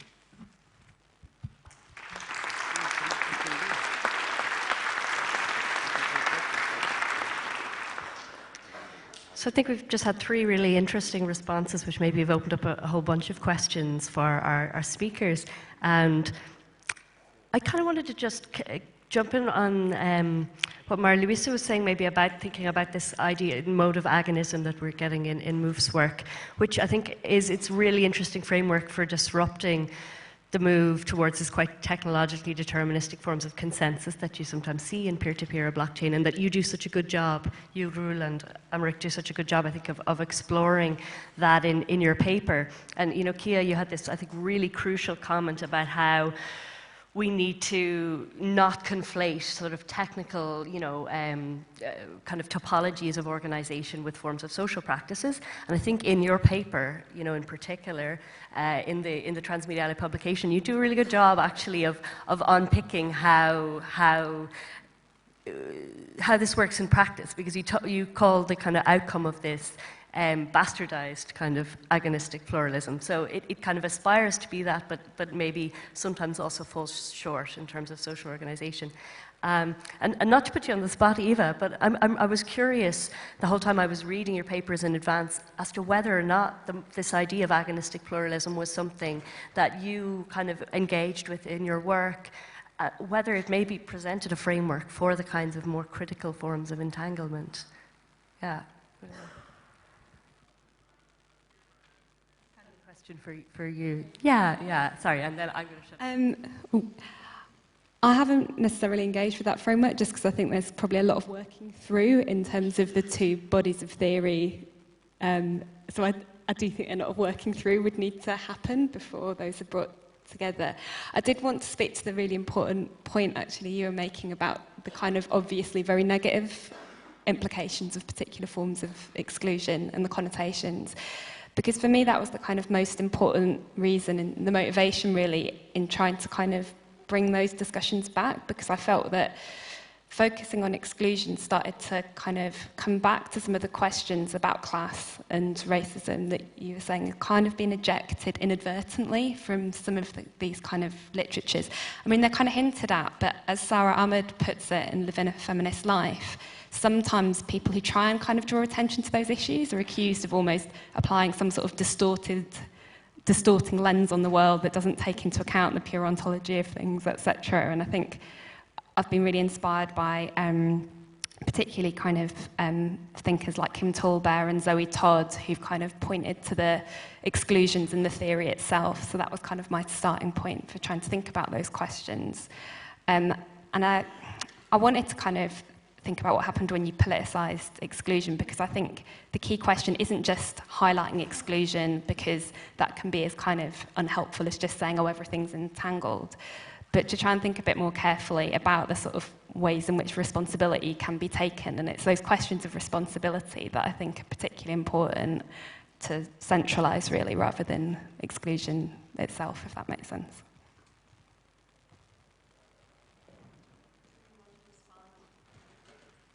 Any of you want to respond to anything that's come up with the respondents? Yeah. Yeah, just to go back a little bit to this question that I find super important about the question of ethics and network topologies, because it's true that there's been this sort of long tradition and hopes that you can come up with some sort of top-down decisions through the infrastructure of a certain technology that will solve some problem, and that is really like the root of techno-solutionism. But here, what this thing that we are arguing is not so much to present federation as a superior solution, but to also try to step out of this discourse of associating a certain network topologies with a certain type of ethics and a certain type of governance, which has been the case very often in the past decades, where, for instance, centralization was seen as necessarily evil, and decentralization was good somehow. And as everyone knows, you can have very useful and good centralization and very toxic decentralization. So what is going on with federation, which is a type of decentralization, is that these questions of ethics are being constantly discussed. The topology is very hard to decouple from the intention of its participant. And this is why right now the Fediverse is really growing quite fast, and its internal structure, but also the discourse it generates, constantly changes. So it's getting harder and harder to see which one is shaping the other in a way, and this is why we thought that like these questions or discussions about agonism was quite useful, because somehow the development of the Fediverse managed to, I would not say intuitively, but at least through deliberation, to develop agonistic properties. So we have now this relationship with the network and concept of agonism, but also concept of left and right populism that is getting like entangled with the growing or with the growth of the network and its topology.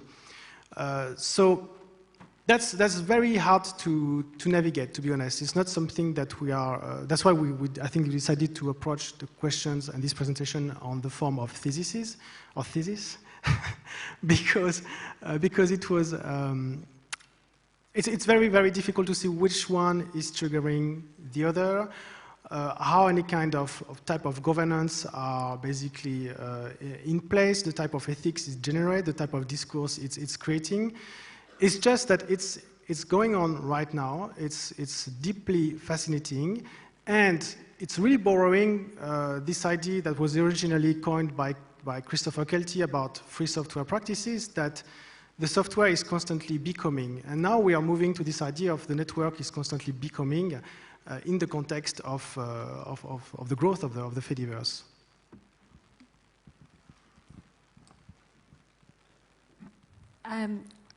I think we talked a bit about the some of the limitations of this kind of entanglement theory, but particularly in relation to some of Johanna's response and Kia and Eva's discussion of this work.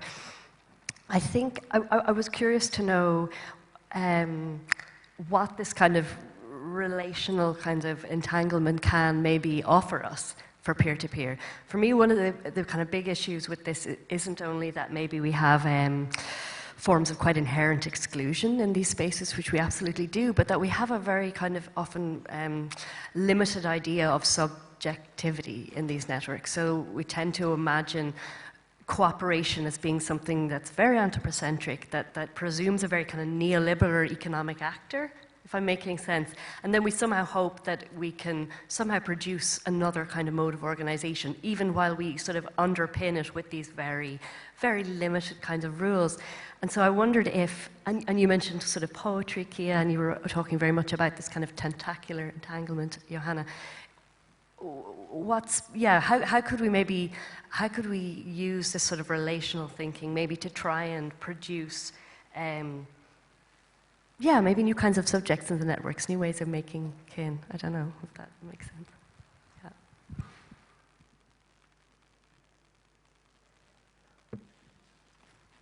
I'm just posing it for you. Yeah, I can say a little bit.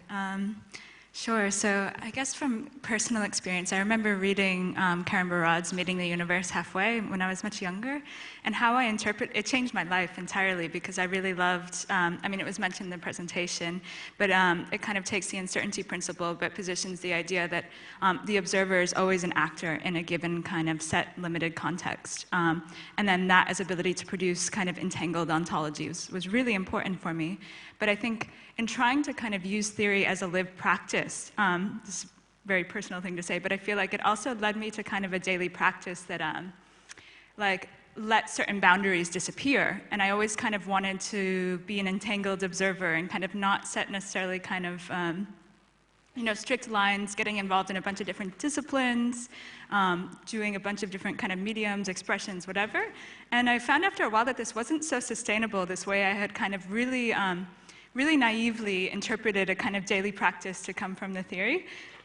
So I really appreciate, and I think it's, I did think it was important to bring the connotations of exclusion, but I do really appreciate introducing a kind of boundary as an act back into the discussion in order to enable kind of new terms to surface, because that kind of boundary making act can also be something, walls have two sides, but also something that is fundamentally liberatory in terms of what you want to protect. And I think you see this sometimes, and it's also a complex question in the same way that the Fediverse is a complex question with like issues of conservationism. So kind of looking at 18th and 19th century practices of British colonialism, saying that certain parts of sub-Saharan Africa had to be conserved, and that basically disabled local agriculture. But then we look at the conservationism of like the 60s onward of national parks and the kind of trendiness of ecology thinking through like half-Earth proposal of like making half-Earth a park. And you see the success that conservationism has had for kind of biodiversity and threatened ecosystems. So you have these kind of both sides, and it's really important to say who is the articulation of that boundary setting, and what are the kind of machinations of putting it into place. And I think it's only through, not necessarily the technical kind of putting it in terms, but what are the cultural practices that disallow unfair boundaries? And I think it's really, in a certain way, like a political question, but also an aesthetic question of like, what do you kind of bring into the world aesthetically that will protect against these boundaries of, and I also think, sorry if I'm going on too long, just one last thing is, I was also thinking when you were speaking of this essay by Sarah Perry on weaponized sacredness. So it takes the structure of scientific revolutions and it says, if usually the thing that's most likely to kind of fall first is the term that's most popular, the most dominant norm in society. And if you challenge that because it's been challenged so little, it will fall very easily as opposed to the kind of edges. So I think that's a potentially useful thing here as well. I think we have a few more minutes before returning the questions over to the audience. So maybe there's room, for if anybody has any kind of closing comments that they particularly want to make. I wanted to say, because we've been talking about entanglement, and for me, if we really think entanglement in terms of matter, and if we conceive of matter as a kind of polymorphic structure relating to Barrett, or matter as being constituted through affects, and conceiving affects as something, or affections as something directionless, something polyrhythmic in a way. Agonism is kind of involved in the entanglements that are continuously shaping while we are interacting with the world. So I think entanglement and agonism already somehow is already there while we are interacting, or while we are taking position within our apps, and while we are subjectivating ourselves. And through the affective economies that more and more shape ourselves, our participations in our affective worlds, I think, please. To you, it's not so much maybe in Barat's term entanglement and antagonism or agonism, but it's diffraction. Diffraction, quite an important notion, where she's using it, in a different way in representation, but the diffraction to say, that there are, of course, some ways of always exclusion, or, different direction, or turning away, stopping points, or whatsoever. So it's already, in her concept of entanglement. That's very important what Absolutely, you said. Just wanted to draw. And then I'm wondering, what are the languages? And these languages go beyond words. So what are maybe those affective state of affairs that, in a way, the codes of conduct, if you think beyond language, as you mentioned before. So what are these self-catalyzing strategies within matter itself, while being entangled with the world, that again reproduce themselves through agonism, but again find forms that are formless in a way. So, and these languages can speak for themselves. They have to find their own politics. And this I also find very interesting within those networks in the Fediverse, because those languages that are continuously being created while several actors are part of it, they catalyze their own poetic languages, and so the Fediverse keeps multiple as it is. Will we go down the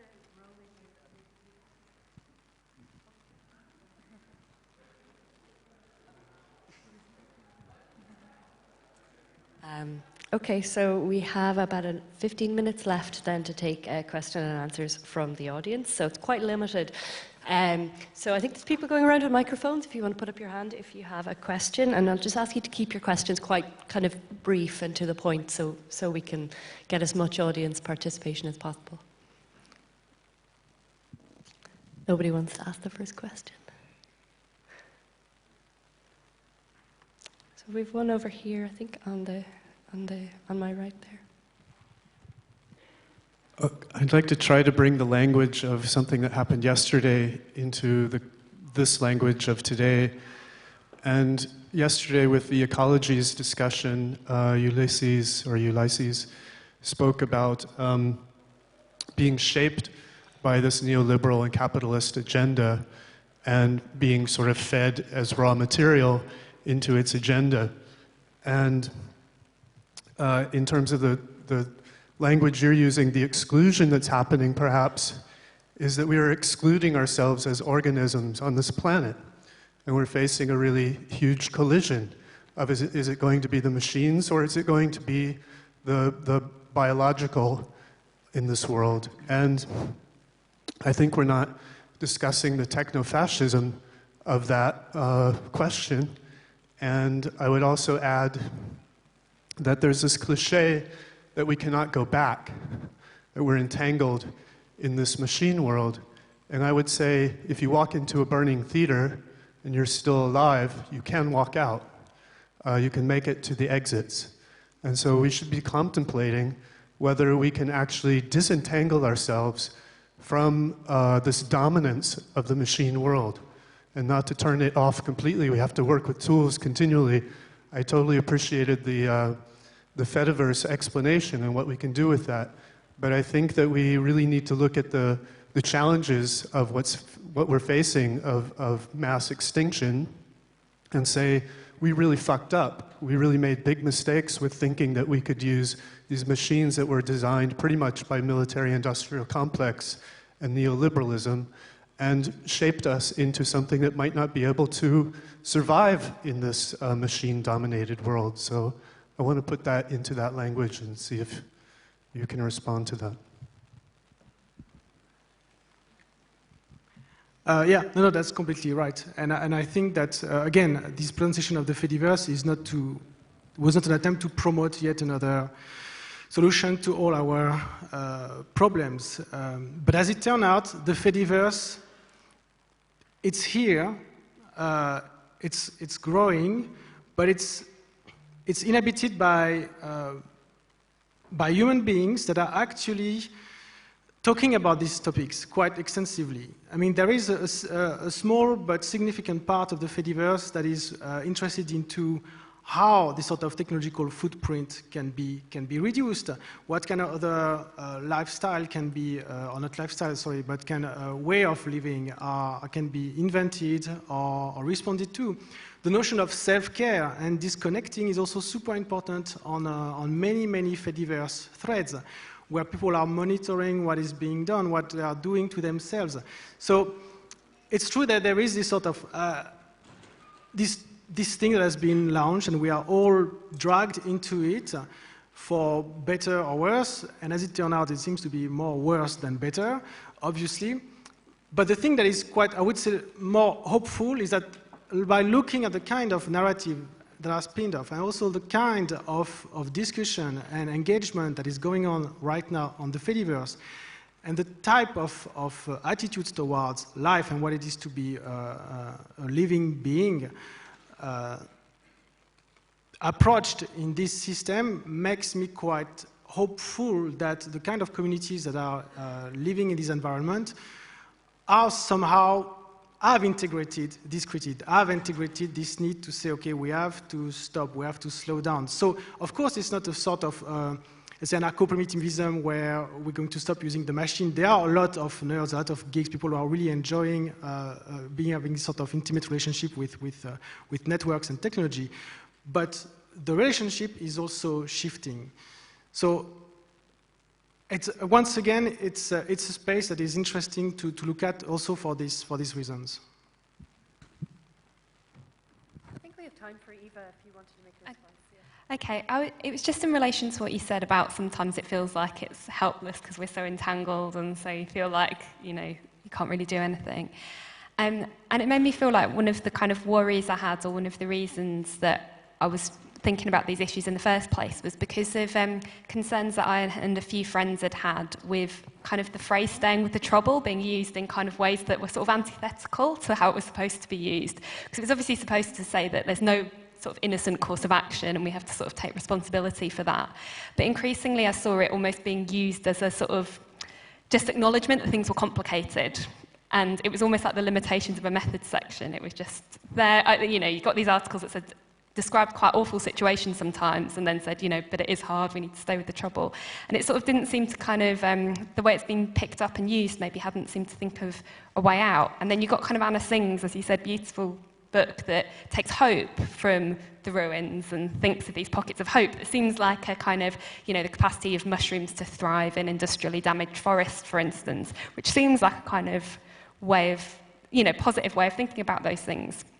But the more I was kind of thinking about it, the more it seems like there are lots of questions that need to be asked about who has to kind of, it is hope amidst the ruins, you know, and there are loads of questions about who has to bear the brunt of those ruins more than others. And some colleagues and I did a paper a while back where we kind of contrasted 3 case studies of things that have kind of thrived in kind of ruined landscapes. And quite often we looked at bed bugs, particular forms of microbes, and like hookworms. And not just the kind of who was forced to live with those things was so unequal in all sorts of different ways, but also even the pathogenicity of some of those kind of creatures.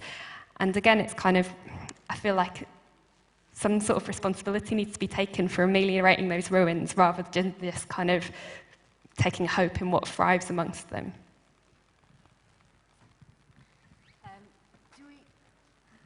Do we have any more questions from the audience?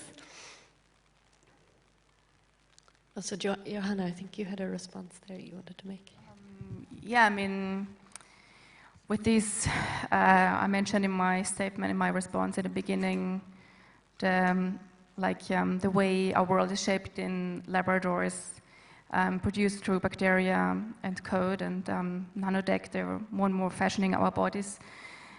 There's also different ways of relating to each other and different ways of being together. So actually, these processes shape new ways of thinking and, again, new ways of assembling.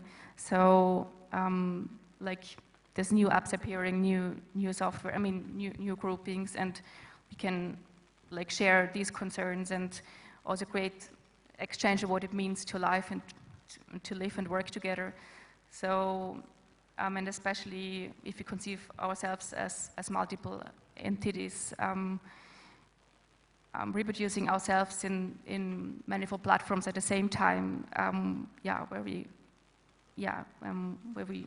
again share our knowledge. So,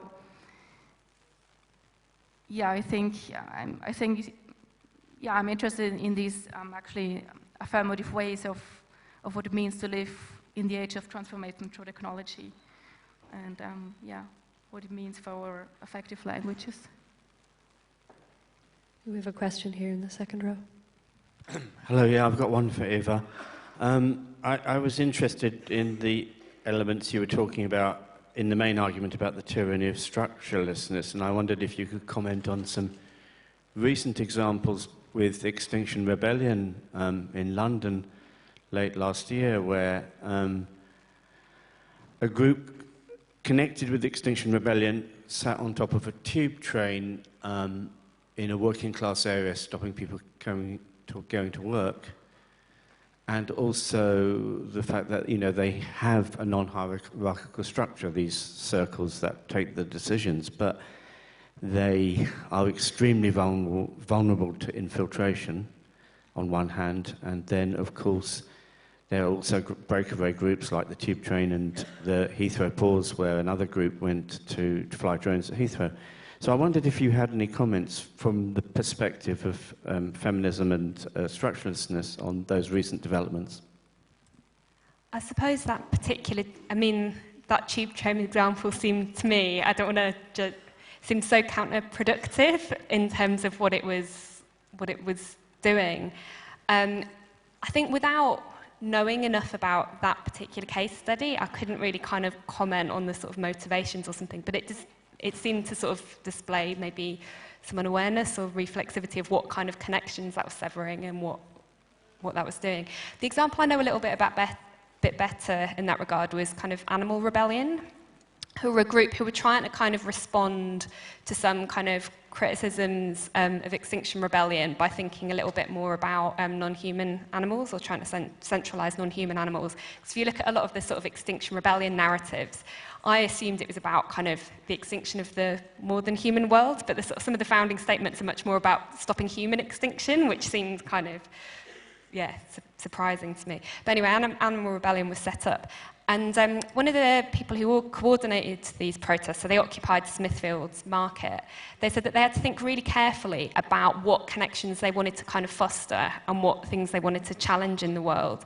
And they actually made much more of an effort to kind of engage and work with people that they didn't agree with ideologically. So they kind of went and spoke to everybody working in the market and explained what they were doing, and said that actually, even though it was kind of bringing sort of people who'd got an investment in farming, you know, animal farming together, and these activists who were kind of opposed to it, it was done in a very different, those relations worked in a very different way. Sort of responsibility was taken for the fact that could have been antagonistic, but it was reworked.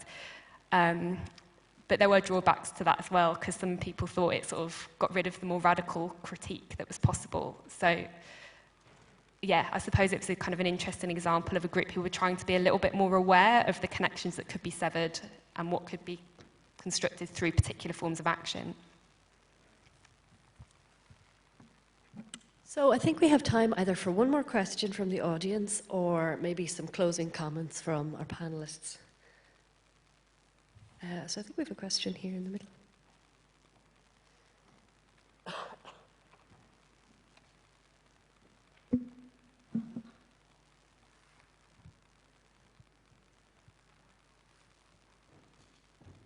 Hi. So I just took a few notes, and I'll be very brief. So actually, I'm going to read out. It'll be easier. So it seems that ethics is central to many of the discussion done today, but also I'm thinking about last night with Bernard, Matthew, and Olga. Particularly in this talk, though, it seems that more importantly appears to be the ethical choice that was made to allow people to make up and come up with their own set of ethics. So you make the initial choice to allow people to come up with their own ethics. So in that sense, the title could be also read as the deplatformization of ethics, in the sense that a set of ethics is not decided a priori and you subscribe to certain things, but you allow people to come up with their own ethics. Now, a consideration to make is that ethics is substantially politics. That connection, it's there. But if so, the choice to develop individualistic ethics will compare easily to anarchism. Do you see that connection? I was brief. I told you that.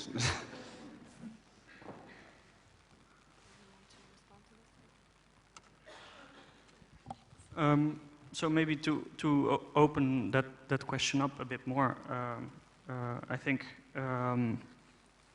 these structures that allow groups to come up with their own ethics, I think is one of the really interesting negotiations we can see in the Fediverse. And while I completely agree with Kia's critique that the infrastructure in that sense is not productive, it does not necessitate certain politics.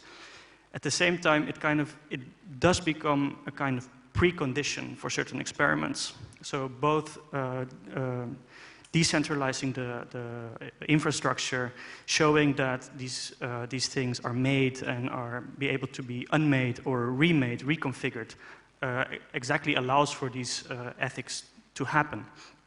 And I think in that sense, while none of these techniques are necessarily leading to a certain outcome, I think they should be encouraged, because if we remove them, you also kind of preclude any kinds of finding out of differences and of relearning these kinds of negotiations. Okay, I think we have to leave it there. I just wanted to thank our speakers and our respondents for their really, really interesting inputs today, and Christopher, obviously, for bringing everybody together. Okay, thanks so much.